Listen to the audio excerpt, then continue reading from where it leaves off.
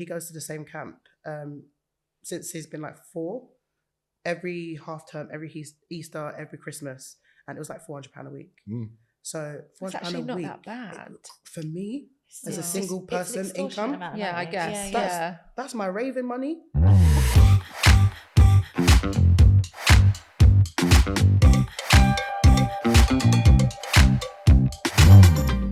Hello and welcome to Unfiltered. This is the podcast where we give you the unfiltered truth about parenting. I'm joined by Sam, Tash and Priscilla, and we are talking about whether or not you can have it all. Can you have an incredibly successful career and also be a present parent? No. Jinx. You can't. It's easier if you're a guy. Yes, that's very true. I'm going to get loads of hate mail from men, but Yeah, hey, no, but it's a fact. these are the facts. It's easier if you're a guy, because ultimately you don't see a break in your career and your earning potential for 12 months.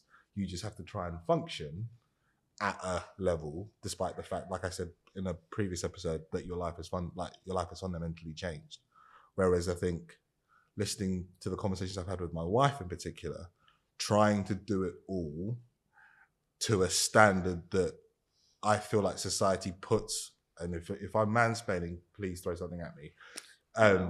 If society and men put on women in terms of expectations, particularly now, I think is bonkers, given that society isn't set up for that.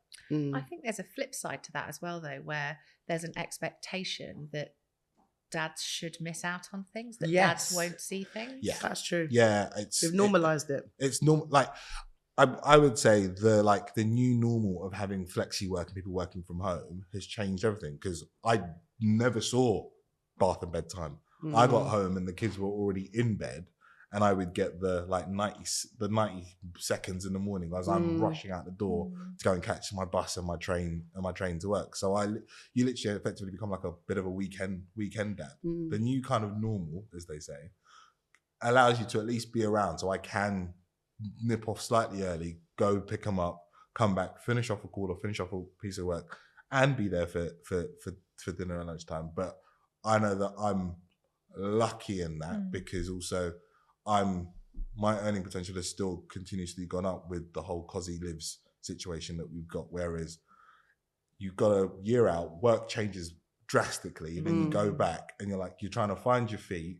You're going to be in and out, because as soon like preschool, nursery, petri dishes, you're going to be in and out. You're sick, they're sick, you're getting calls, they've had cowpole, you need to come and pick them up. If they throw up, they're out for 24 hours. So you've got all of this, and you're trying to manage that return to work and all of that explanation with your boss. It's a minefield. It's tough, but you can do it. I literally went back to work last week from mat leave. Oh, how's that been? Oh, not very good. Well, I was quite lucky because I got 14 months off. So Wow. that's a long time to be away from a workplace when so much changes. So you go back almost feeling like the new person again, because there's so many new staff. I didn't know anyone, and they all thought I was new. I was like, no, I've been here for 8 years. But I literally went back for half a day. Then I got a call to say that Sonny was sick. So I went home, had to have 2 days off. And that was like my first week back. So I was like, sorry. But also, like, your kids come first. So I'll probably just be leaving all the time whenever he's sick anyway, because he's just started nursery. But yeah, it is really hard. And like, I've gone back in a different role because my previous role wouldn't be suitable for seeing my child, because it was shift work. So I've kind of had to give up a job I love to make sure I see my son. Yeah. So it's really hard. But so that's why I answered the question no, because I don't feel like you can have it. You can't have both when you've got such a young child, unless you can just work from home. Then obviously you're really lucky. But then how can you work from home and look after a baby? It's impossible. I mean, I think that my husband and I are in quite a lucky position, because both of us work from home. His employer is amazing and very family orientated, and I work for myself, so I get to choose, to an extent, my own hours.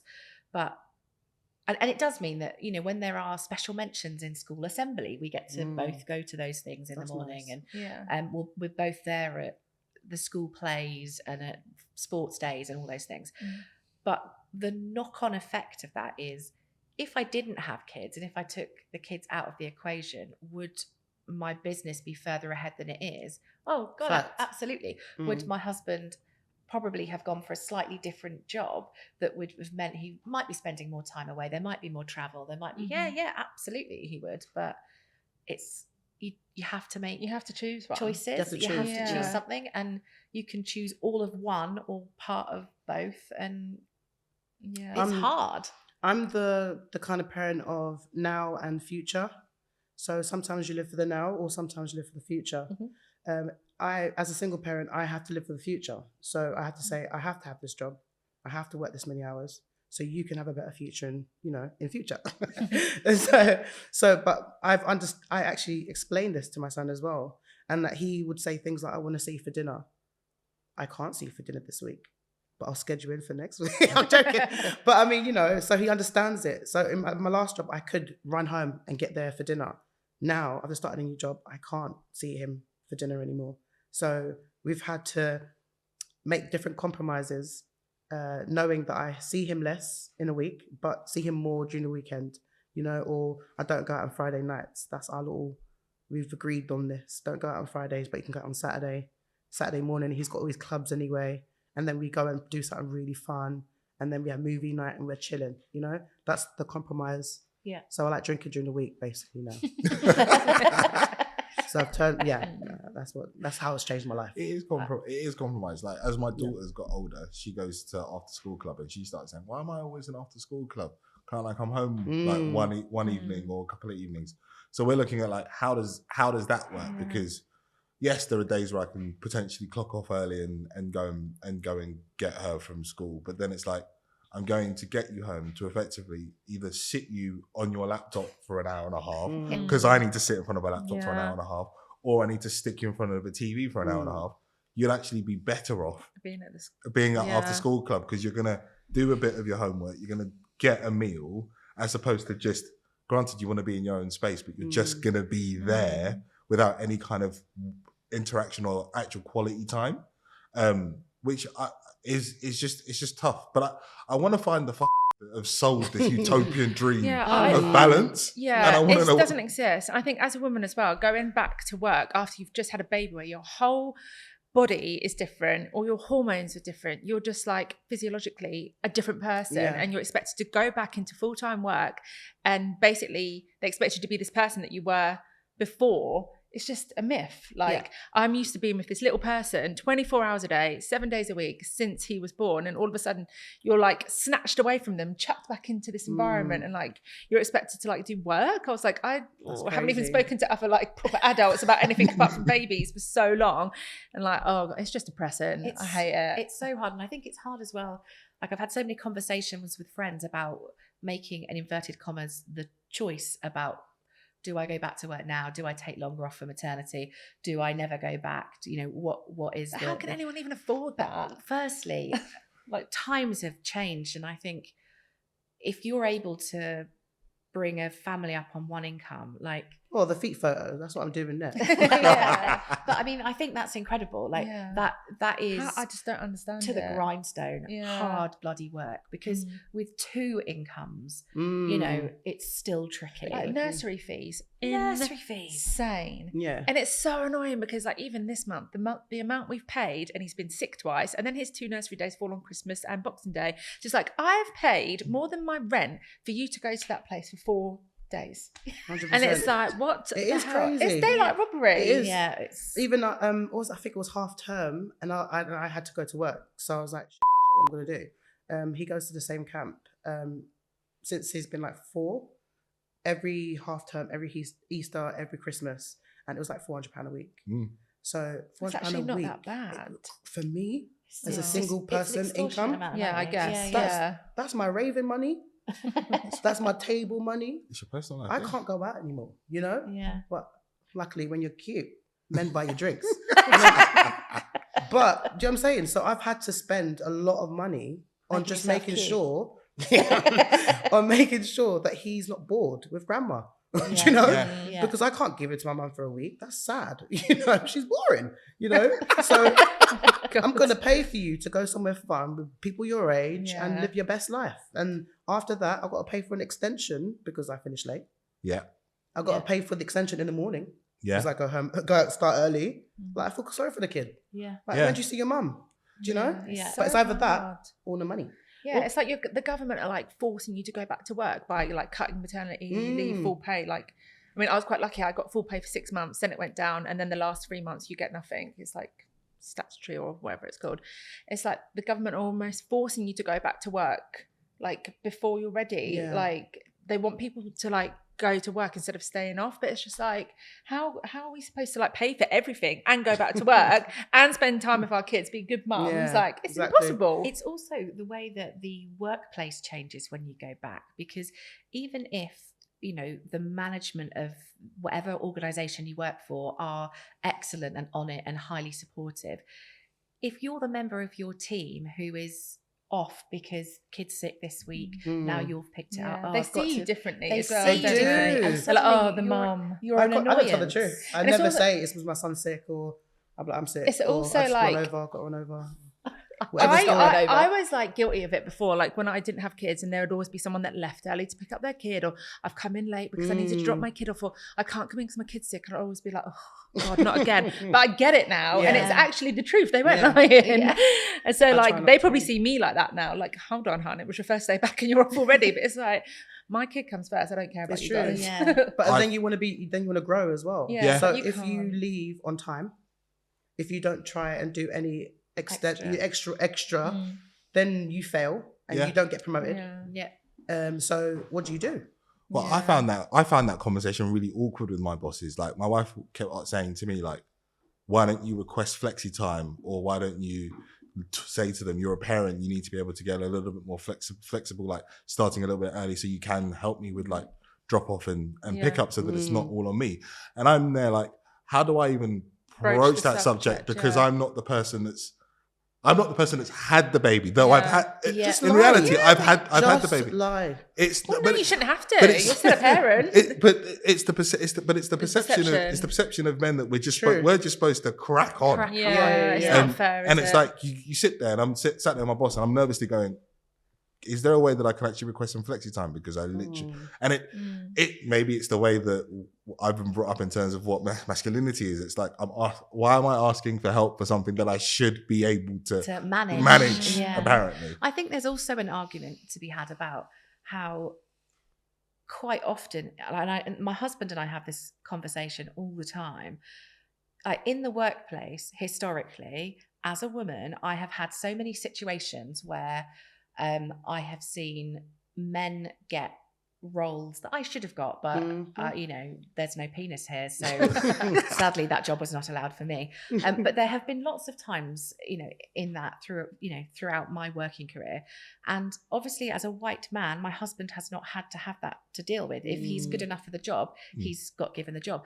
But because of that, I've had to have conversations, small, tiny little conversations throughout my whole life about just little things like this. That's a whole other topic, isn't it? But I've had to have these conversations, whereas he's never had to have that conversation about, this is what I want, this is what I'm legally entitled to, this is what and it's something that I can understand that he finds hard, because it's so new and so alien to have to be in a position where you have to stand up for yourself in that sort of working environment. I think in the working environment as well, it's always seen as almost like a negative thing. Like if like people are planning on having a baby or trying to have a baby or planning a second baby, it's almost like, I have to keep it a secret. I don't want anyone to know. Why are you're not doing anything naughty. You're allowed to grow your family and still have a job. Why do we want to keep it a secret? So you don't get in trouble at work, or you won't get a promotion because they think you want another baby. Like, it's so stupid. Yeah. It's like, my friend did that with a dog. She was, I swear, she wanted to get a puppy, and she told me at work, she said, she's left there, it's cool. She said that I can't tell anyone I'm getting a puppy because they know that you need to be home with them for the first few weeks or something. So they'll know I want to take time off the puppy. So just keep it quiet. I was like, this is the life we live. Yeah. We're afraid to say we're having a puppy. Like, that's scary shit, Yeah, it's ridiculous. Like, loads of people at my work are too scared to say that they're like, or they'll keep it a secret that they're pregnant for a while because they don't want to get in trouble. It's like, they're not your parents. You're not 15. You're allowed to have a baby. Yeah. I got fired when, I would say I didn't get my contract extended. Yeah. One of those. Because I was pregnant. And I tried to hide it But when I showed really I was going, yeah, what are you saying? Like, pretending I wasn't pregnant. I was blatantly pregnant. And they were like, so you got anything to tell? I was like, nope. How are you feeling? Great. I'm feeling fantastic. How are you feeling? You know? Blatantly pregnant. And they were like, and then a week later, they're like, yeah, we decided not to extend your... I went, I understand.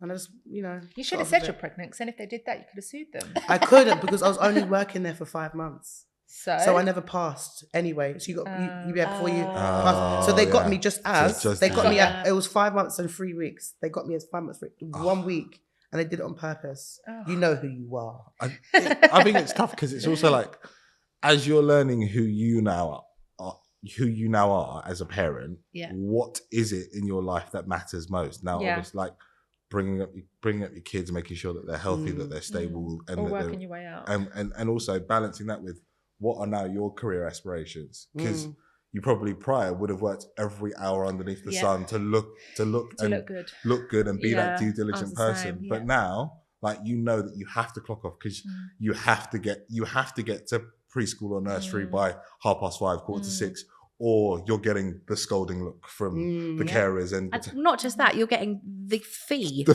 top. Because you've been 1 minute late. Exactly. I was always that person. I was like the yes person. I was always the yes person, always the person that would go above and beyond. Yeah. I would stay late. I would like think of all these new processes to bring in. I was a right little boff. And now I'm like, right, it's 3:30. I'm gone. Bye. Yeah. I'm out the door. You've got something to go home to. It's different. It's a whole new set of like putting in boundaries and making sure that those boundaries work for you. But I think it's undervalued as well how many different things you then bring to the table when you are a parent, because okay, you might be doing slightly different hours and things might be revised, but you've also learned some hot negotiation skills. There are so many different skills that being a parent brings that are useful in the workplace. It's not a negative. 100%. Like multitasking, conflict resolution.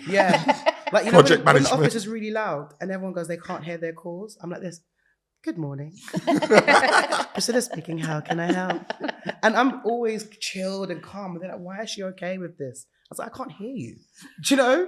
I'm used to the ruckus. I can't hear anything. It's all white noise. It doesn't mean anything to me. My house is on decibel 100 anyway. So like going anywhere else is like going to a spa. So working and parenting, still a no? They're opposite friends. Yeah. You need money. The opposite friends doesn't quite work. I just need to stop playing it then. Back to the feet pictures.